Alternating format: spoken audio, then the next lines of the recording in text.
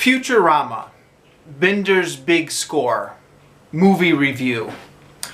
So, this was released as a direct-to-DVD movie in 2007 after Futurama had been canceled. Then later when Futurama got renewed again, I believe that this movie was chopped up into episodes and served as Futurama's 5th season, which, I don't know, may have been the plan all along. You get the impression when you watch this movie that it is just kind of more episodes of the TV show that have been cobbled together. But I saw it back when it was a full movie. And so I'm going to review it as a full movie. So I'm a big fan of Futurama. I really liked The Simpsons back in its golden age. I continue to like Futurama. In fact, I think I might even like Futurama a little bit better, at least as far as entertainment value. It doesn't have quite the same cultural impact as The Simpsons, but it's so wondrously bizarre. And, you know, for somebody with me like who has a short attention span, just seeing all these strange, bizarre things pop up all over this world is fascinating. I really find myself entertained by the show. The movie isn't anything special, really. It's essentially just an hour-and-a-half episode of Futurama, or now it's 4 different episodes of Futurama, now that's been chopped up into the 5th season. But whatever, you know, like this is different than the Simpsons movie. The Simpsons movie got a theatrical release, so you had to drive to the theaters and you were all hyped up for it. This is something you just watch in your house, so your expectations are essentially just for more of the same with the TV show. And that's about what it delivers. It held my interest all the way through, at any rate.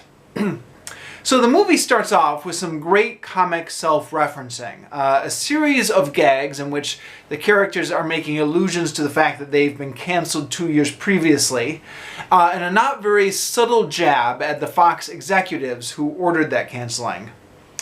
From there, it quickly descends into the usual Futurama zaniness and morbid humor. I say morbid humor. One of the main characters gets his head chopped off and his body crushed within the first 10 minutes of this movie. I don't want to spoil anything, but well, I don't want to spoil anything. It is played for laughs, so, as you would expect. For fans of the series, which presumably are most people who go through the trouble of renting the DVD, there are lots of references and callbacks to previous characters, which is one of the neat things about Futurama.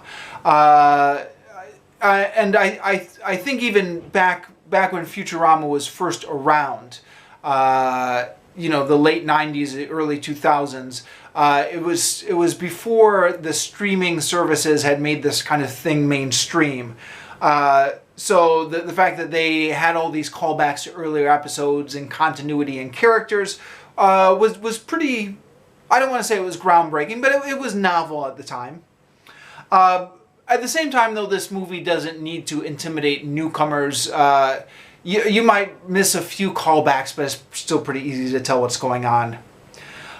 Richard Nixon's head is back once again as President of Earth, complete with his trusty Spiro Agnew by his side, which I absolutely love. I find this so bizarre about Futurama that they're still parodying Richard Nixon well into the 2000s.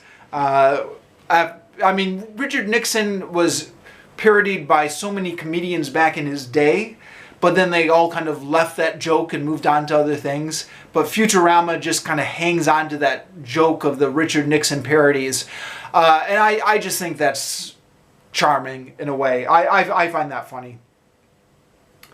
The songs, unfortunately, are a weak point in this movie. And I say unfortunately because I think in Futurama's golden years, and The Simpsons' golden years as well, they had some really creative songs.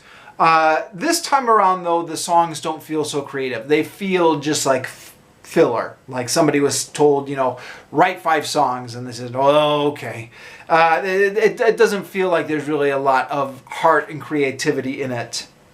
But all in all, this is a perfect waste of time for anyone trying to get through another weeknight.